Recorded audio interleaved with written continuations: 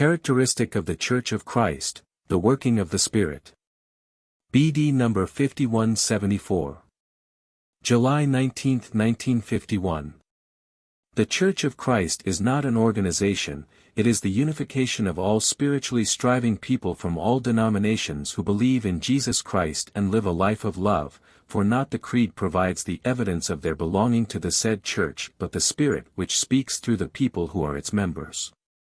Surely you will understand that it can never ever be enough for God that a person joins this or that school of thought, either because of its name or also due to being impressed by the customs and traditions which every organization and denomination exhibit, but that God only evaluates a person's attitude which can vary in every denomination, i.e., more or less corresponding to God's will, more or less heeding the divine commandments.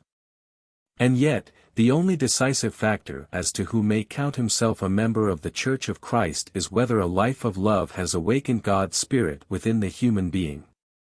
The Church of Christ is a purely spiritual organization which makes no concessions to the world whatsoever. It is only based on a human being's spiritual life, on the conscious will to attain the spiritual goal which is the human being's task on earth. The Church of Christ unites all believing, that is, inwardly convinced followers of Jesus who accept the divine teaching of love as their law of life, who acknowledge Christ's act of salvation and through conscious unity with Him know no other endeavor but to develop the strength of the Spirit. Who thus are enlightened by the divine Spirit, which will always be the evidence of belonging to His Church. The Church of Christ needs no other external characteristic in order to be recognized as His true Church, which He Himself founded on earth, apart from the spiritual rebirth, which is verified by the expression of the divine Spirit in the human being. And this, in turn, is recognizable through enlightened thinking, through the realization of truth, through realizing the purpose of the human being's life, through strong faith and its resulting extraordinary working, be it by healing the sick, by averting great earthly adversity, by the influx of the divine word or the commanding of the elements for the benefit of other people.